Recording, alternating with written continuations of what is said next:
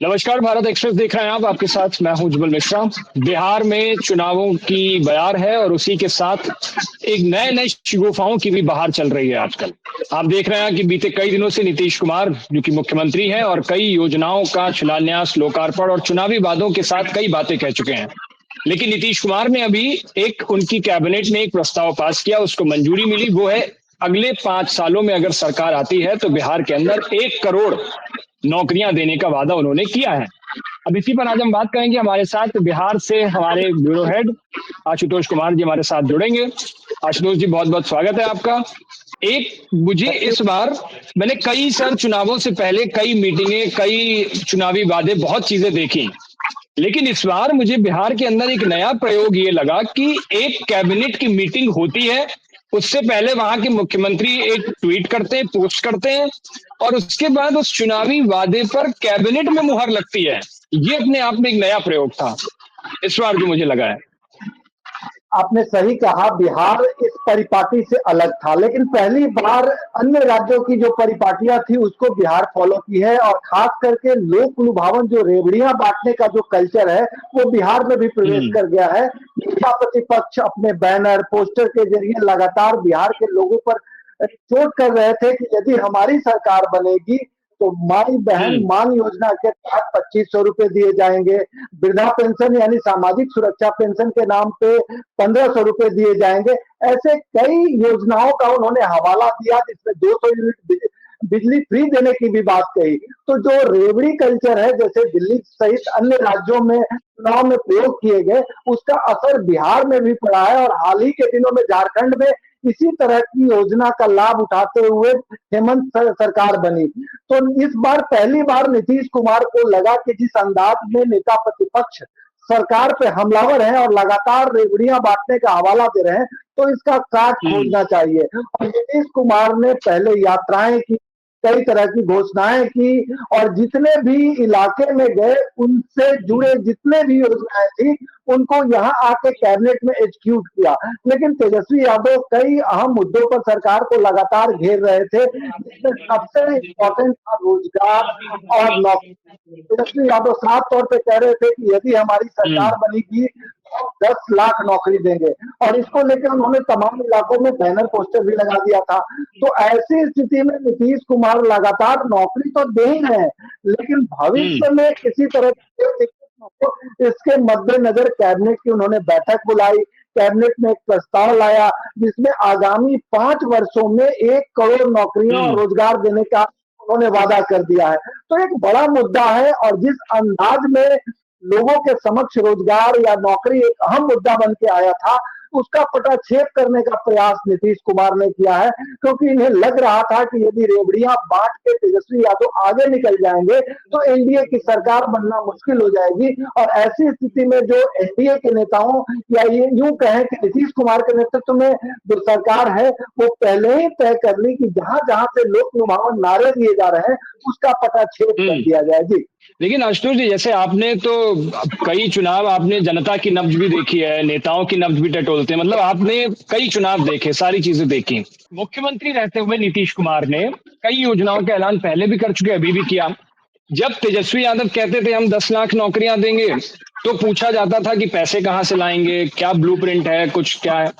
अब नीतीश कुमार कह रहे हैं कि हम 5 साल में अगले 1 करोड़ नौकरियां देंगे। इसका ब्लूप्रिंट क्या हो सकता है, किस बेसिस पे, क्या आधार है और क्या ये संभव है? देखिए, ऐसा तेजस्वी यादव इसलिए कह रहे हैं कि क्योंकि तेजस्वी यादव जब लाखों नौकरियों का हवाला दे रहे थे तो नीतीश कुमार ने कहा था कि पैसे कहां से लाओगे, और इसी बात को तेजस्वी यादव पकड़े हुए हैं। आरजेडी के तमाम नेता इसी बात को लेकर कटाक्ष भी कर रहे हैं। लेकिन नीतीश कुमार की सरकार मान चुकी है कि रोजगार एक बड़ा मुद्दा है, इसको अगर हम पकड़ के नहीं रखेंगे तो हमारी सरकार चली जाएगी। क्योंकि बिहार में अगर फैक्टर की बात करें तो आधी आबादी यानी महिला फैक्टर सबसे इंपॉर्टेंट है, और उसके बाद युवा है। तो महिलाओं के लिए नीतीश कुमार ने पहले से ही कई योजनाएं चला रखा था, और थोड़ी दिन पहले यानी पिछले कैबिनेट में नीतीश कुमार ने महिलाओं के लिए डोमिसाइल नीति के आधार पर 35% आरक्षण का प्रोविजन कर दिया, यानी कैबिनेट से पास कर दिया। इसके अलावा महिलाओं के लिए आंगनबाड़ी योजना और कई अन्य योजनाएं चल रही है। तो नीतीश कुमार के बैकग्राउंड में महिलाएं तो पूरी तरह फिट है, लेकिन जिस अंदाज में तेजस्वी यादव युवा युवा करके लगातार चिल्ला रहे थे, नीतीश कुमार ने इसके पीछे वाले कैबिनेट में युवा आयोग बनाने की घोषणा कर दी और इस कैबिनेट में तो एकदम से छक्का मार देने वाली स्थिति पैदा कर दिया कि 1 करोड़ रोजगार और नौकरियां देंगे। अब जहां तक इसके इम्प्लीमेंटेशन की बात करें तो विपक्ष सवाल खड़ा कर रही है, जो जानकार हैं वो भी सवाल खड़े कर रहे हैं, लेकिन जो सरकार के नुमाइंदे हैं उनकी अपनी दलील है, उनका साफ तौर पे कहना है कि इसके लिए एक कमेटी बनाई जाएगी और 5 वर्षों का एक रूपरेखा तय किया, न केवल सरकारी सरकार का पक्ष तो क्लियर है, विपक्ष का पक्ष भी क्लियर है। मैं आपसे जानना चाह रहा हूं, ये संभव है, हो सकता है ये? देखिए, कंप्लीट नौकरियां तो नहीं 1 करोड़ दी जा सकती है, क्योंकि बिहार के परिप्रेक्ष्य में बात करें तो सरकारी, अस्थाई और अस्थाई यानी कॉन्ट्रेक्चुअल मिला के 23.5 लाख लोग सरकारी सेवक के रूप में पैसा उठा रहे हैं। यानी 13 करोड़ से ज्यादा आबादी है और 23,50,000 लोग नौकरी पे है, चाहे वो कॉन्ट्रेक्चुअल स्टाफ हो या नियमित वेतनभोगी एम्प्लॉय हो।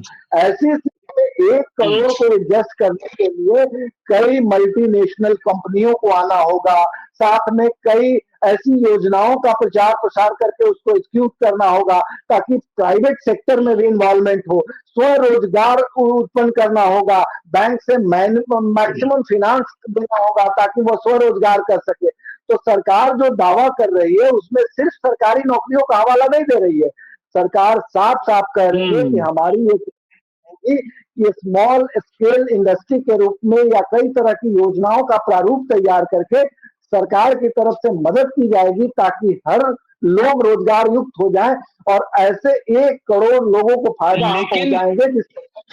लेकिन ये आपकी बात में दम है, लेकिन ये सिर्फ बोल देने से नहीं होगा। लॉ एंड ऑर्डर एक बड़ी चुनौती होगी। आज उत्तर प्रदेश में जब हम बात करते हैं और उत्तर प्रदेश में लॉ एंड ऑर्डर को देखिए, इन्वेस्टमेंट क्यों उत्तर प्रदेश में आ रहा है, समिट्स क्यों हो रही है, क्यों लोग इन्वेस्ट करने के लिए उतावले हो रहे हैं उत्तर प्रदेश के अंदर, क्योंकि वहां के लॉ एंड ऑर्डर की नजीर दी जाती है। बिहार में हम बीते दिनों अगर सिर्फ पटना का मैं आंकड़ा उठा लूं तो आप देखिए पटना के हालात क्या है, मर्डर, गोलीबारी, ये सब आम हालात हो गए। इसको व्यवस्थित करना बहुत जरूरी है। लॉ एंड ऑर्डर तो बहुत ध्वस्त पड़ा है। बिल्कुल बेशक आपने सही कहा, बिहार में लॉ एंड ऑर्डर से बड़ा मुद्दा न कभी था न कभी रहेगा। बिहार के लोगों के लिए पहली प्राथमिकता लॉ एंड ऑर्डर है। बिहार के लोग कहते हैं कि मुझे अच्छी सड़कें नहीं चाहिए, हमें विकास नहीं चाहिए, लेकिन अमन चाहिए। और 2005 में नीतीश कुमार की जब सरकार बनी थी तो इसी आधार पर बनी थी कि बिहार में लालू प्रसाद यादव और राबड़ी देवी के शासनकाल को एनडीए के नेता जंगल राज कहते थे और उसी से निजात दिलाने के लिए नीतीश कुमार आए और उनके नेतृत्व में सरकार बनी। इनिशियल स्टेज में नीतीश कुमार ने लॉ एंड ऑर्डर पे भरसक प्रयास किया और सुशासन भी स्थापित किया, लेकिन पिछले कुछ वर्षों पे नजर डाले तो नीतीश कुमार कहीं न कहीं लॉ एंड ऑर्डर के मामले में फेल होते हुए नजर आ रहे हैं। और हाल के महीनों पे अगर नजर डाले बेअंदाज तरीके से आपराधिक घटनाएं हो रही है जिसमें हत्याएं शामिल हैं, ये डराने वाला है। और लोगों के बीच इस बात की चर्चा होने लगी है कि कहीं दोबारा जंगल राज न लौटे। आपने सही कहा, यदि व्यवस्थित स्टेट बनाना है तो लॉ एंड ऑर्डर को सुधारना पहली प्राथमिकता होनी चाहिए और प्रायोरिटी में रख के काम करने की जरूरत है। ये वही नीतीश कुमार है जिन्होंने सुशासन को स्थापित करने के लिए अपने एडीजी और बाद में डीजीपी दयानंद की मदद से कई योजनाओं को एग्जीक्यूट किया था, जिसमें ट्रायल, स्पीडी अपील, उसके अलावा scientific investigation, EOU, special vigilance unit, यानी इकोनॉमिक ऑफेंस पे भी उतना ही चोट था जितना आपराधिक एक्टिविटी पे चोट था। और इसका फायदा भी मिला कि बिहार नंबर 1 राज्य बना सजा दिलाने के मामले में और एक मिसाल दिया जाता था। लेकिन पिछले वर्षों में इस बात की चर्चा भी नहीं होती है कि अमुक अपराधी को सजा हुई, यानी ट्रायल के मामले में बिहार पूरी तरह फिसड्डी हो गई है। ये वही नीतीश कुमार की सरकार है जिसके नेतृत्व में यहाँ बिहार में सजा दिलाने में बिहार नंबर 1 हुआ करता था और आज चर्चा नहीं है। तो आपने सही कहा, अभी बहुत कुछ करने की जरूरत है। और हाल के दिनों में जिस अंदाज में आपराधिक घटनाएं हुई है, ये निश्चित रूप से लोगों के दिलो दिमाग पर इसका असर हुआ है। और जहां तक व्यवसाय की बात करें तो इंडस्ट्री तभी लगती है जब अमन चैन होता है, शांति होती है, और इसके लिए सरकार को बहुत कुछ करने की जरूरत होगी। जी ठीक है आशुतोष जी, मेरे छोटे छोटे 2-3 सवाल और होंगे। एक तो सवाल ये कि जब नीतीश कुमार इन नौकरियों की बात करते हैं और उसके बाद वो अपने सोशल मीडिया अकाउंट पर पूरा आंकड़ा देते हैं पिछले 10 सालों का कि इस साल में हमने इतनी नौकरियां निकाली, ये निकाली, क्या वो आंकड़ा ठीक है या फिर सरकारी कागजों में दर्ज आंकड़ा है?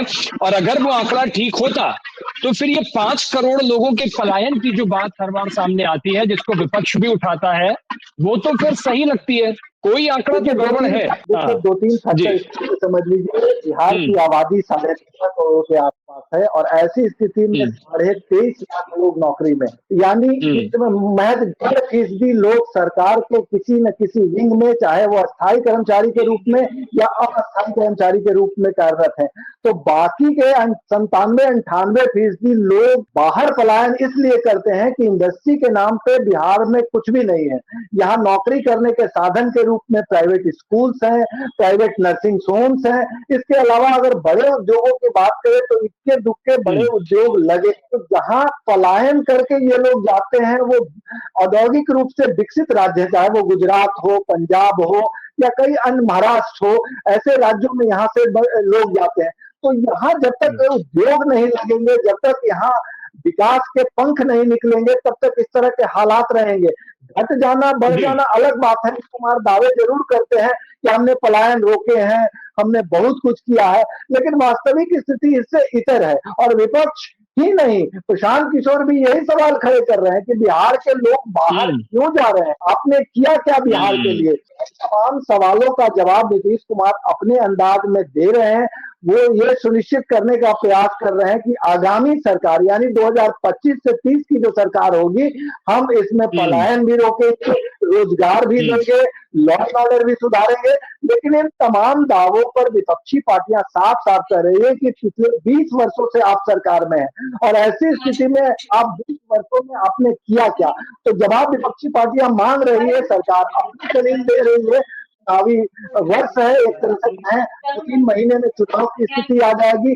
तो एक तरफ नीतीश कुमार अपनी सरकार बचाने की कोशिश में है, तरफ विपक्षी पार्टियां सरकार हासिल करने में लगी हुई है। तो ये आरोप प्रत्यारोप का दौर भी है। ठीक है, और जो बात आपने भी 2 चीजें दी, उन्हीं दोनों से मैं जोड़ के सवाल कर देता हूं। एक प्रशांत किशोर की बात की आपने और एक ने कहा 2-3 महीनों में भी बिहार में चुनाव की स्थिति लगभग क्लियर हो जाएगी। 2-3 महीने में चुनाव है और अक्सर हमने देखा है बिहार में जब चुनाव होते हैं तो वो एंड मोमेंट में जाति समीकरण पे जाकर के अटक जाते हैं कि जहां जात को लेकर के बड़ा बोलबाला हो जाता है, सारे मुद्दे पीछे हो जाते हैं, कैंडिडेट्स भी जाति को देख के खड़े किए जाते हैं कि कहां पे फिट बैठ रहा है। क्या इस बार ऐसा लग रहा है कि रोजगार का मुद्दा बड़ा मुद्दा होने वाला है जाति समीकरण से, या दोनों पैरेलल चलेंगे या इनमें कोई छोटा बड़ा रहेगा? और प्रशांत किशोर जिस तरीके से लगातार रोजगार, पलायन, इन सब मुद्दों पर बोल रहे हैं, वो असर पड़ रहा है क्या लोगों के दिमाग जहन में? देखिए, बिहार में जाति प्राइम मुद्दा रहेगा, अन्य मुद्दे सामान्य मुद्दे रहेंगे, क्योंकि बिहार के लोगों के दिलो दिमाग में जाति जैसे शब्द कूट कूट कर भरा हुआ है। शायद यही वजह है कि नेता इतराते हैं और अपने जाति का हवाला देकर वोट बैंक को एक तरह से कहें लॉक करते हैं। जहां तक आरजेडी की बात करें तो आरजेडी एमवाई समीकरण से पूरी तरह इंटैक्ट है। लगातार सेंधमारी कभी ओवैसी करते हैं, कभी प्रशांत किशोर करते हैं, लेकिन आज भी आरजेडी के साथ एमवाई समीकरण का करीब करीब 26-27% वोट इंटैक्ट है। अब रही एनडीए की बात, तो एनडीए के खेमे में सामान्य वर्ग का वोट में बीजेपी के साथ है, नीतीश कुमार के साथ अति पिछड़ा वोट बैंक है, जीतन राम मांझी के साथ मुसहर जाति का वोट है और पासवान वोट चिराग पासवान का है। तो तमाम जो बड़े नेता हैं वो किसी न किसी पॉकेट को लेकर खड़े हैं और किसी न किसी जाति के पॉकेट के सहारे वो आगे बढ़ रहे हैं। तो इस बात को कभी ना तो फैलाया जा सकता है, ना नजरअंदाज किया जा सकता है कि यहाँ डेवलपमेंट बड़ा मुद्दा बनेगा, रोजगार बड़ा मुद्दा बनेगा, लॉ एंड ऑर्डर बड़ा मुद्दा बनेगा। ये तमाम जो मुद्दे हैं 5 से 10% लोगों के हैं, यानी 5 से 10% लोग इन मुद्दों के सहारे वोटिंग करते हैं। बिहार में 90% लोग जातियों के सहारे वोट करते हैं और इसी का फायदा राजनेता उठाते हैं। उनकी ये कोशिश होती है कि अमुक जाति नाराज ना हो, अमुक जाति को कैसे खुश करें, तो इसी पे पूरी राजनीति केंद्रित होती है। लेकिन जो न्यूट्रल वोटर होते हैं, जिन्हें विकास से मतलब है, जिन्हें एजुकेशन से मतलब है, जिन्हें लॉ एंड ऑर्डर से मतलब है, वो हमेशा से रहे हैं। हाँ, आप इतना जरूर कह सकते हैं कि 20 की तुलना में 25 में न्यूट्रल वोटरों की संख्या बढ़ेगी, क्योंकि युवा पीढ़ी अब जाति से थोड़ा निकलना चाह रही है। नतीजतन जो न्यूट्रल वोटर हैं उनकी संख्या में इजाफा होगी, और प्रशांत किशोर यही सुनिश्चित करने में लगे हुए हैं कि जो न्यूट्रल हम्म। वोटर है वो सवाल दूर आ जाए, और इसी कवायद में वो लगातार जगह जगह घूम रहे हैं, युवाओं को अपनी ओर आकर्षित कर रहे हैं, महिलाओं को अपनी ओर आकर्षित कर रहे हैं। इतना ही नहीं, अल्पसंख्यकों में भी सेंधमारी कर रहे हैं। तो एक कोशिश हो रही है प्रशांत हम्म। किशोर की, जो इंटैक्ट जाति का वोट है वो जिस व्यक्ति के साथ है वो आज भी मौजूद है, उसमें थोड़ी गिरावट भले ही आई है, और वजह बनी है युवाओं को पढ़ाई लिखाई। जो युवा पढ़ लिख के बाहर गए हैं या बाहर से पढ़ के आए हैं, मुझे लगता है कि विकास से जुड़ के अगर हम वोट करेंगे तो स्टेट का विकास होगा। जी ठीक है सर, एक कंक्लूजन लास्ट में मुझे बस ये बताइए, आपका एनालिसिस क्या कहता है? क्योंकि नीतीश कुमार ने 1 करोड़, जब 1 करोड़ नौकरियों की बात करते हैं तो 1 करोड़ मतलब सीधे अपने वोट बैंक को संभालने की कोशिश करते हैं, जिसमें युवा होंगे, फर्स्ट टाइम वोटर्स भी होंगे, शिक्षित लोग होंगे। अब इसका असर क्या लोगों के जहन में वोट देते टाइम ये आएगा कि नहीं इनको वोट देना चाहिए, या फिर लोग सोचेंगे कि ये शिगुफा है जो हर बार चुनाव आने के टाइम, नीतीश कुमार कब से मुख्यमंत्री हैं, अगर करना चाहते बदलाव तो कर देते हैं, हर बार एक बार नए वादे के साथ आते हैं और वो टाइम टाइम फेस्ट हो जाता है। देखिए, नीतीश कुमार के साथ एक प्लस पॉइंट यह है कि बिहार के डेवलपमेंट में उन्होंने महत्वपूर्ण भूमिका निभाई है। बिहार की सड़कें इतनी खराब हो चुकी, आज सड़कें बहुत अच्छी हो गई है, घर घर बिजली पहुंच गई है। महिलाओं को आगे बढ़ाने में नीतीश कुमार का कोई जोर नहीं है। ऐसी स्थिति में तेजस्वी यादव ने जो लोक लुभावन नारे के जरिए आगे बढ़ने का प्रयास किया था, उसका भी नीतीश कुमार ने एक तरह से पर काट दिया है। जहां तक सामाजिक सुरक्षा पेंशन के नाम पर नीतीश कुमार, तेजस्वी यादव ने कहा था कि हम 1500 रुपए देंगे, नीतीश कुमार ने कैबिनेट से 2.5 गुना बढ़ाया, यानी 400 रुपए सामाजिक सुरक्षा पेंशन में मिलता था, उसको 1100 रुपए कर दिया। ऐसे लोगों की संख्या 1 करोड़ 11 लाख है। आप समझ सकते हैं कि हर विंग पर नीतीश कुमार ने प्रॉपर ध्यान दिया है और सबको संतुष्ट करने का प्रयास किया है। तो तेजस्वी यादव मतलब असर निश्चित पड़ेगा। रूप से, तो तेजस्वी यादव एक बेहतर चाल जरूर चले थे, लेकिन उसका काट नीतीश कुमार ने किया है। अब ऐसी स्थिति में जनता को तय करना है कि तेजस्वी यादव में ज्यादा भरोसा है या नीतीश कुमार में ज्यादा भरोसा है, लेकिन वोटिंग समीकरण के आधार पर अभी भी नीतीश कुमार तेजस्वी यादव से भारी हैं, क्योंकि एनडीए के चंक में वो तमाम राजनीतिक पार्टियां हैं जिनका दायरा बड़ा है और कई जातियों का समूह है। नतीजतन तेजस्वी यादव जिस अति पिछड़ा वोट बैंक में सेंधमारी करने का प्रयास अभी भी कर रहे हैं, उसकी सफलता पर निर्भर करता है कि तेजस्वी यादव अपनी सीट बढ़ा पाते हैं या वो अति पिछड़ा वोट बैंक नीतीश कुमार के साथ रहता है। जी ठीक है आशुतोष जी, बहुत बहुत धन्यवाद। आशुतोष जी जमीन से जुड़े हुए, लगभग कई चुनाव कवर कर चुके, तो यानी कुल मिलाकर के कंक्लूजन ये निकलता दिखाई दे रहा है कि जिस वादे को लेकर के नीतीश कुमार ने एक हवा फैलाई है वो असर करता दिख रहा है जमीन पर, और वो चुनाव के टाइम भी दिख सकता है। और अभी फिलहाल की अगर हम आंकड़ों की बात करें तो आशुतोष जी के मुताबिक नीतीश कुमार 21 साबित होते दिखाई दे रहे हैं, लेकिन 2-3 महीने हैं अभी चुनाव में, और चुनाव जैसे जैसे नजदीक आएगा तस्वीर और बदलती चली जाएगी। कई वादे, कई मुद्दों को लेकर के हम बातचीत करेंगे। बिहार चुनाव को लेकर के लगातार भारत एक्सप्रेस की कवरेज जारी है, देखते रहिए भारत एक्सप्रेस।